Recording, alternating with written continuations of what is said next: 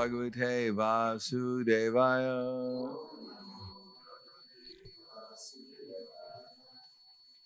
Srimad Bhagavatam, Canto 7, Chapter 5, Prahlad, the saintly son of Hiranyakashipu. I'm not quite sure what text we're on. 47.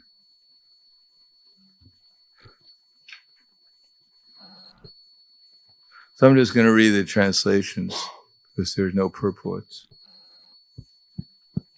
up until 51. I can see that this boy's strength is unlimited, for he has not feared any of my punishments. He appears immortal. Therefore, because of my enmity towards him, I shall die, or maybe this will not take place. Thinking in this way, the king of the Daityas, morose and bereft of bodily luster, remained silent with his face downward. Then Shanda and Amarka, the two sons of Shukracharya, spoke to him in secret. O Lord, we know that when you simply move your eyebrows, all the commanders of the various planets are most afraid. Without the help of any assistant, you have conquered all the three worlds. Therefore, we do not find any reason for you to be morose and full of anxiety. For Prahlad, he is nothing but a child, cannot be a cause of anxiety. After all, his bad or good qualities have no value. Until the return of our spiritual master, Shukracharya arrests this child with the ropes of Varuna, so he will not flee in fear. In any case, by the time he is somewhat grown up and has assimilated our instructions or served our spiritual master, he will change in his intelligence. Thus, there need be no cause for anxiety. Text number 51. Tateti guru putroktam anugyayedam abravit dharmo yasyopa deshtavyo Ragya yo griha medinam Tateti guru putrotkam anugyayedam abravit dharmo yasyopadeshtavyo Ragya yo griha medinam.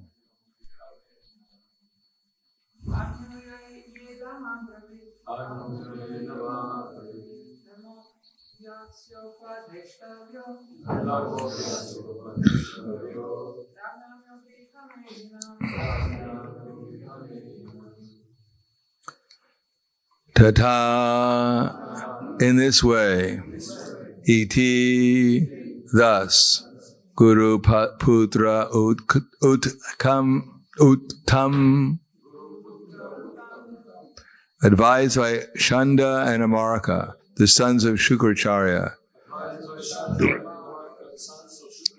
Anugyaya, accepting, idam, this, abravit, said, dharma, the duty, he, indeed, asya, unto Prahlad, upadeshtavya, to be instructed, ragya, of the kings, ya, which, riha medinam, or interested in household life.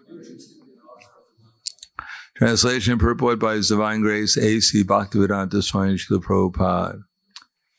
After hearing these instructions of Shanda and Amarka, the sons of his spiritual master, Hiranyakashipu agreed and requested them to instruct Prahlad in that system of occupational duty which is followed by royal householder families. Interesting. He spent so much time trying to kill his son, Now he's trying to get him a higher education. That's why Prabhupada would probably call these university slaughterhouses. Can't kill him one way, kill him another way.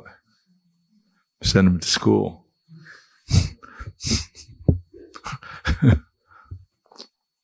Purport. Hiranyakashipu wanted Prahlad to be trained as a diplomatic king in ruling the kingdom, the country, or the world, but not to be advised about renunciation or the renounced order of life. The word dharma here does not refer to some religious faith. As clearly stated, dharmo yasyo padeshtavyo ragya yo grihamedinam. There are two kinds of royal families. One whose members are simply attached to household life, and the other consisting of rajarshis, kings, who govern with ruling power, but are as good as great saints. Prahlad Maharaj wanted to become a rajarshi, whereas Hiranyakashipu wanted him to become a king, attached to sense enjoyment, griha medinam. Therefore, in the Aryan system, there is Varnashram Dharma, by which everyone should be educated according to his position in society's division of Varna, Brahmana, Kshatriya, Vaishya, and Shudra, and Ashram, Brahmacharya, Grihastha, Vanaprastha, and Sannyas. Devotee purified by devotional service is open. Was that Hiranyakashipu wanted to keep Prahlad in mundane attachment, whereas Prahlad was above the modes of material nature. As long as one is under the control of material nature, his occupational duty is different from that of a person not under such control. One's real dharma or occupational duty is described in Srimad Bhagavatam, Dharmam tu sakshat bhagavat pranitam, as described to his order carries by Dharmaraj or Yamaraj. A living being is a spiritual identity, and therefore his occupational duty is also spiritual. The real dharma is that which is advised in Bhagavad Gita. Sarva dharma prajaja mame kaman sharanam vraja. One must give up one's material occupational duties, just as one must give up his material body. Whatever one's occupational duty, even according to the Varnashram system, one must give it up and engage in one's spiritual function. One's real dharma or occupational duty is explained by Sri Chaitanya Mahaprabhu. Jivera Srupahoy Krishnera Nityadas.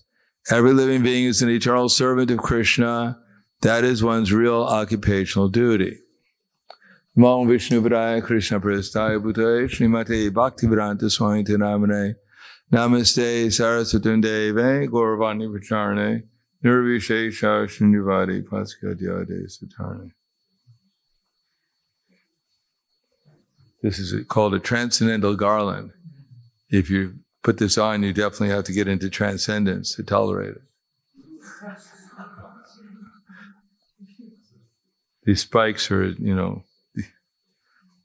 this is what they put on one famous spiritualist before they crucified him.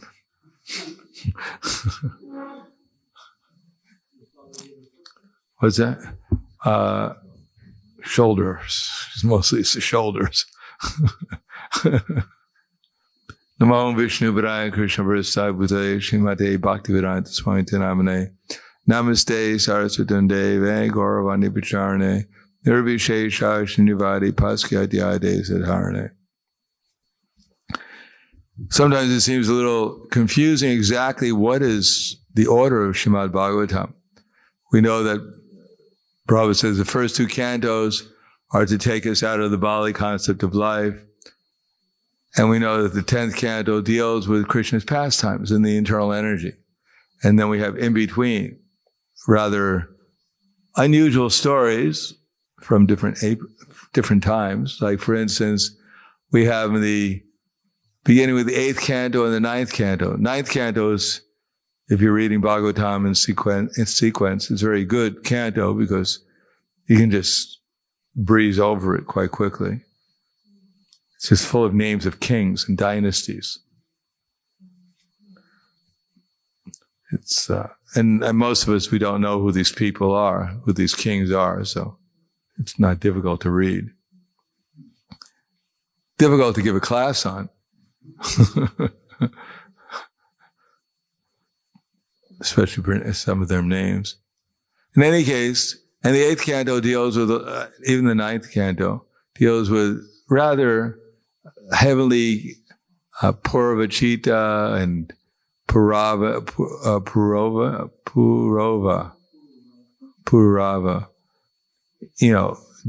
Apsaras and love affairs and Indra, all kinds of things, all kinds of strange things.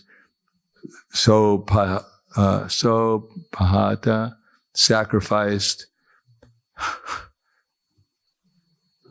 His father gets dropsy and all kinds of things. So what is this all about? I don't know. But all I can do is take a guess. Now here, Prahlad Maharaj is an interesting personality. Of course, he's the most interesting personality. He's one of our Mahajans. But as we know his history, he actually was, previously, he wasn't a devotee really, so much of a devotee. Matter of fact, he became eligible to become Prahlad Maharaj because he was in a temple looking for his girlfriend. And he was in a Nrsimha temple on Lord Nrsimhadeva's appearance, Chatura, the Nrsimhadeva's Chatura Dasi, his appearance day. And he became very depressed and he fasted the whole day and night on Nrsimhadeva's appearance day, Chatura Dasi. And he got the benediction of honoring Chatura Dasi, Nrsimha Chatura Dasi. And therefore he got the opportunity to take birth, but because he wasn't quite pure, he wasn't actually Shuddha Bhakta. He's partial Nitya Siddha and partial Sadhana Siddhi. He took birth from the womb of Hiranyakashipu's wife. And somehow or another he got instructed by Narada Muni in the womb, and he became a Siddha. Now why in the Bhagavatam do we have such a great personality taking birth in the womb of a demon? His father's a demon.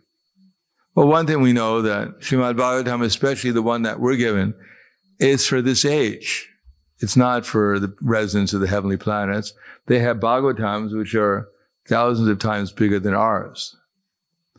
So ours is specifically for Kali Yuga residents, and everything is meant to give us instruction and encourage us. So here we find Prahlad's father and mother. Mother wasn't so bad, because she happened to be the one who was forced to give him poison, which not exactly the type of mother you want to get. But this is Kali Yuga. Most of us take birth from families which are not devotees, pure devotees especially. And therefore Prahlad is an ideal example of someone who's born into a family of demons, but by good association he became a devotee. He didn't, now Krishna would have put, Hiranyakashipu versus Radharani or something. It would have been a little distasteful. But he puts a sadhana siddha, partial sadhana siddha, partial nitya siddha in a position where he becomes a Mahajan due to the circumstances. And he gets Nrsimhadeva's darshan, at least briefly. So this is very good for us because it shows us an example of what we have to do. When we get into the 10th canto and we hear about the gopis, there's not much we can do. Chaitanya Charitamrita gives us something to do by participating in the Sankirtan movement. We're not about to enter into the rasa dance. Actually, we're in a rasa dance. It's called an arasa dance. So the whole world is full of Krishna singing, and everyone is understanding in a different way. Everyone is dancing with Krishna, but those who are dancing imitating Krishna, they're dancing with Maya. And those who are dancing in harmony with Krishna, they're dancing in the rasa dance. So the Sankirtan movement is actually the rasa dance. The dancing in the Sankirtan movement is the same dancing that would be there in the rasa dance. And Radha and Krishna are in the center. That's why we're chanting Hare Krishna. So Radha and Krishna is in the rasa dance, the center of the rasa dance of Chaitanya Mahaprabhu's movement. And we're following it. And although we're not necessarily pure devotees or born in families of pure devotees, and although we've had bad association, still we are able to participate in the rasa dance simply by participating in Chaitanya Mahaprabhu's Sankirtan movement. And then we can enter into the realm of the 10th canto through the Sankirtan movement. And Prahlad Maharaj gives us an example of how we have to progress. So actually the whole, from the first to the 10th canto, is a progression of consciousness, how we have to learn tolerance, especially of demons. Because Kali Yuga is just full of demons. And unless one is tolerant, then one simply will reflect. Just like nowadays, there's so many exciting things going on. So many wars going on, so many viruses, so many controversies, so many, not only what do they call those? Conspiracies. You can spend your whole life just trying to find out who did it and why they did it and how they're doing it and what they're going to do, and be completely anxiety. Chant Hare Krishna and meditate instead of thinking of Krishna's pastimes, thinking about 9/11 or the coronavirus. And that way, be sure to come back to the material world to try to solve the problem again, the mystery. Who's actually the real conspirator? But we know who the real terrorist is. Krishna tells us in Bhagavad Gita who the ultimate terrorist is. Kalosmi lokashe krit pravido lokan samahartamiha pravitak hitepi twamnabi vishanti sarave evasita pratnukeshu yoda. Time I am, Krishna says, and I've come here to kill everyone. So the real terrorist is Krishna. He's killing everyone, and he's getting away with it.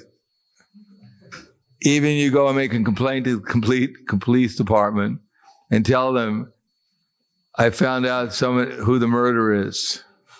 They say, who? And you go, it's Krishna. Really? What's his last name? I don't know. They call him Lord Krishna. He's from England.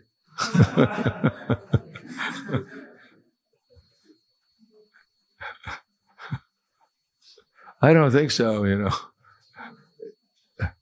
We just call him Lord. I don't know where we got the name. He's a coward boy. He's a coward boy. He's a Lord.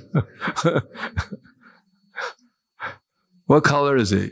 Oh, he's black. Oh, anyhow, Black Lives Matter. And how many people has he killed? Well, he's killing everyone. He's killing everyone.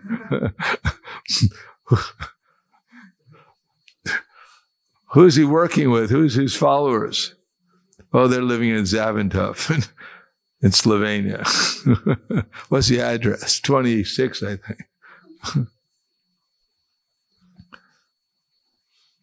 And how is he doing it? He's doing it in the form of time. Time? What are you talking about? Get out of here. So people won't, first of all, they can't accept Krishna. They won't even accept time. Time, that's what we're going to defeat time. They can't believe in Krishna. They can't believe in time. They can't believe in practically anything we come up with. They think it's ridiculous. Karma, reincarnation, time, the soul, that's right. Soul music. I like soul music. Yeah, that's cool music. We're into soul music. Soul food also, soul food. The soul, and the heart. The heart, no one has a heart nowadays. What kind of heart are you talking about? But here we find Prahlad Maharaj, he's exemplifying a person, a devotee, who has practically just recently achieved perfection. And therefore he's detached, he's trying to become detached from so much demoniac association. And although his parents are against him, the whole society is against him, his teacher is against him. If you go to school nowadays, what university you're going to go to is going to reincarnation 101. They'll teach anything, basket weaving, race, history, from two sides of the coin. They'll teach anything, sexology of pigeons, anything. But they'll never teach about reincarnation. That's the last thing. Even you go to the university, you go to theology, you go to, just like our devotees in Radhadesh, they had a college, and the college was connected with a university, and the subject matter was theology. So you think, all right, you're going to learn about God, but actually that's the last thing they're going to teach you. They're going to teach you actually, first of all, you have to learn the academic technique. The academic technique is not to believe in anything, what to speak of God, to doubt everything. And you have to read someone else's work, who read someone else's work, and all along the line, they all have to change whatever the last person said. That's the parampara, continuous change. And if you say the same thing the last person said, you'll get arrested for plagiarism. So you have to change it. Yes, copyright. So their parampara is nothing is the same. Everything has to be different. There is no truth. You're the truth for that moment until someone comes along and discards you. Oh, that person is useless. But in the meantime, you have to establish your point of view as reality, for you at least. And then you can get your degree. You're honored and you're whatever. Oh, this person he's welcome to the club of mental speculators. He's an honest person. He doesn't believe in any absolute. There's nothing that you have to accept that you hear. You don't have to do anything. You just have to juggle words around in such a way is that you can be so convinced that black is actually white and white is black. You convince others of the same thing. So that's modern education. Nothing about reality, nothing absolute. So in Radhadesh, the students were unfortunately devotees. And I had one disciple, she practically didn't pass, although eventually she did. She learned the technique of what you're supposed to do. Because this particular university they were connected with, they got the essays from the first and second year students, and they actually had, based on authority, they wrote things, such and such scripture says. So you think it's theology school that accepts scripture, but no. They wrote back and said, sorry, we'll pass them this time, but be careful. We don't accept these things, these statements, absolute statements. They have to accept the academic technique of more or less giving your own point of view, not quoting from some authority and keep saying the same thing. This is simply repetitious, plagiarism, copyright infringement. So then they had to learn how to speculate in order to pass, at least for the test. So that's we've been taught how to speculate. And that speculation means you don't accept anyone as an authority, ultimately. Yes, you accept them as authority. Prabhupada gives the example. Bhavananda gives the example in New Vrindavan, quite hilly in New Vrindavan, at least in some parts. Just I remember the first time I went there in 69, the beginning of 69. Actually, Harigriva and Kirtananda Maharaj, they left ISKCON at one point and they went to New Vrindavan. They found this farm community to get as far away from the devotees as possible. And believe me, they succeeded. Far away from anything as possible. And I went there and there was no toilets. They had dug out what was called Agasuragat, I believe. And it was you had to go down in order to take a bath. This hill it was the rainy season, so it was made out of pure mud. So you went down the hill in the middle of 3 o'clock in the morning to take your shower or bath into this little lake. And you were all muddy by the time you got into the water, and you bathed in this muddy water. And you came back, and it was all mud. So you took a bath. It was hati, what is that called? Hati snan, bathing of the elephant. You got completely dirty going down the mountain, the hill. What's that? Hasti snan. And you bathed in muddy water and came back, you were even dirtier than before you went down. So that was the hill. And Prabhupada, when he came to New Vrindavan, Hari Griva helped him up the hill. And when he got up the hill, Prabhupada took his hand, because he was holding Prabhupada's hand, and threw it away. And said, "Get away, I don't need you anymore." And Hari Griva was shocked. And then Prabhupada said, actually, this is the impersonalists. They say, I take your help, and I come to the level of Brahman, and I realize I'm God, and you throw the spiritual master away. I don't need you anymore. I'm God. It's like the Durga Puja. They take the deity and they worship Durga. And at the end of the ceremony, they take the deity and they throw her into the ocean. We don't need you anymore. So that's the same thing, academic, mental speculation. You take help of the authority, and when you come up with your own idea, you just throw them away. We don't need you anymore. I have my own idea. And if you're able to do that expertly, then they give you your degree or diploma. So similarly, we've grown up in a society just full of mental speculation, where the only thing that you're supposed to do is follow what everyone else is supposed to do. Because no one has any absolute idea. So ultimately, the real authority is might makes right.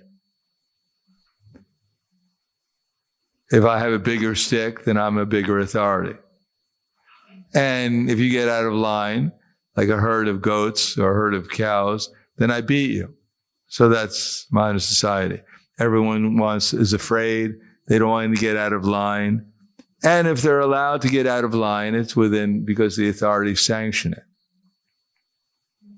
So Prahlad was born into a society full of demons. And they're all thinking the same way. They were thinking like demons. And he didn't think the same way. So obviously there was going to be a lot of social pressure. Not only social pressure, but as we find out, they try to kill him. Now, he had every right to be paranoid. I mean, if everyone's trying to kill you, if you're not paranoid, then obviously you don't really understand what's going on. But Prahlad was fixed in Krishna consciousness, in spite of all the different situations, because he had heard from his guru.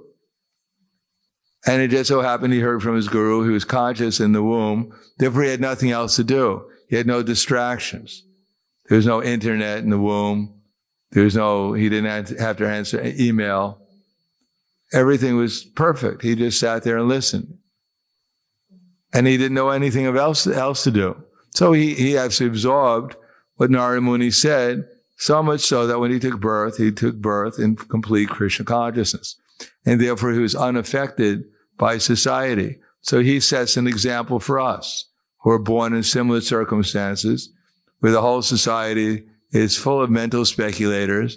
The whole society is, by force, telling everyone exactly what they're supposed to think, what they're supposed to do. In one type of society, the communists, they have the thought police, whatever. And in this society, they have also the thought police. If you don't get it right the first time, then they tell you the second time, try it again. And if you don't get it right the second time, then they say, try it again. It's like in the European Union, they asked about things like whether you want to be in the Union. For instance, Ireland. And Ireland voted that they didn't want to be in the Union. So they got it wrong. So waited a couple of years and they said, well, vote again, see if we can you can get it right. And then they voted again. They said, no. They said, well, you got it wrong. And then they waited a few years, said, vote again. And they voted and they got, they said, yes, we want to be in the Union. All right, you got it right this time. We won't bother you anymore. Well, they're partially got it right. They're begging, oh, please accept us. We're surrendered souls. You can take all our money. You can take everything. Whatever. Take all our resources. We're whatever you want. Yes, you're a nice country. We like you. So everyone's taught this submissiveness. Everyone's taught to be obedient. Everyone's taught to be, follow the standards that everyone else is doing. Become a follower of the follower. But as Prabhupada points out in this verse, it's just demoniac thinking, that's all. It's the difference. They're just taking up materialistic life. There's no such thing as soul. There's no such thing as God. And therefore, if you go to school or a university and you tell people about God, or you tell people about reincarnation, then they'll fire you.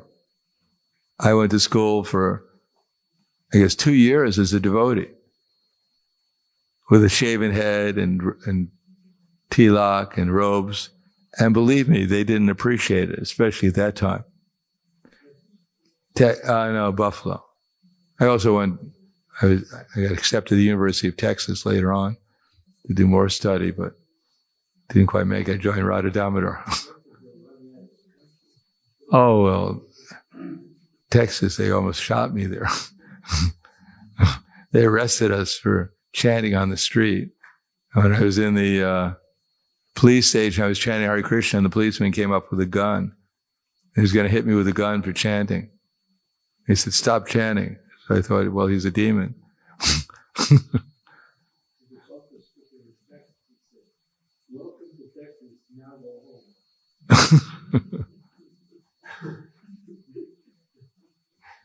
In any case, the point I was trying to make is that modern society is geared, you can do you can believe so many things, but you can't believe in God. Really believe in God. You can believe in so many things, but don't talk about reincarnation or karma or these things in college. As long as it's just a theory, it's all right. But if you actually believe in something absolute, that it's a reality, then you don't belong here. Because you're not going to get out of here anyhow. You can study here for 20 years and you're never going to get a degree because you haven't gotten it right. You haven't learned the methodology of academic education. So that's what we're faced with. And this little Hare Krishna movement in this little town of Ljubljana, or bigger Hare Krishna movement, say in Moscow, whatever. As long as you don't get out of line, then the authorities say, oh, you're good. You're good Hare Krishnas. You really, you don't make any waves, you don't try to convince too many people that Krishna is God. You're not so effective. And therefore you don't rock the boat. You don't disturb little kids and have them grow up to be devotees. It's like sometimes the devotees, they think, well, maybe we should send our children to the public schools, and that way when they grow up, they can have a choice whether they want to become devotees or not. But we never heard a karmi say, well, maybe we should send our children to the devotee schools, and when they grow up, they can make a decision whether they want to become a demon or not.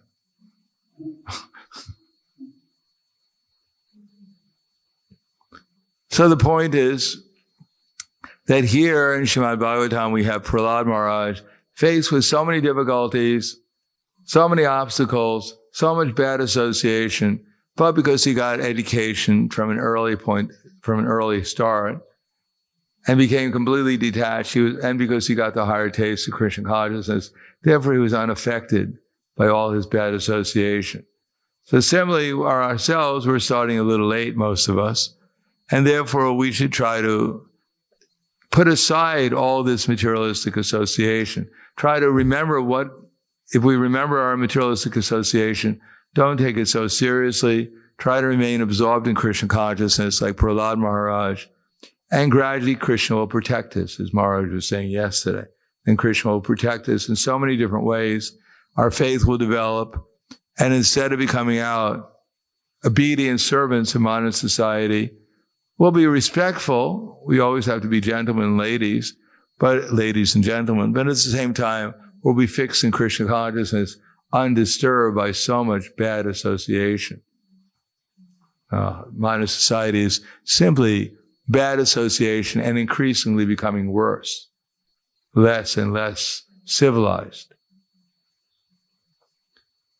If you read the newspapers, you can find out how animalistic people are turning into, especially in the leader of our Acharya, America, how animalistic they're turning into. So that's the future. Whatever a great man does, the common man follow. So we may think, we're living in a nice country, Slovenia, people are a little civilized here, etc., etc. We don't have to wear masks in the street. In Texas, the head of Texas, the health department said you have to wear a mask inside your house.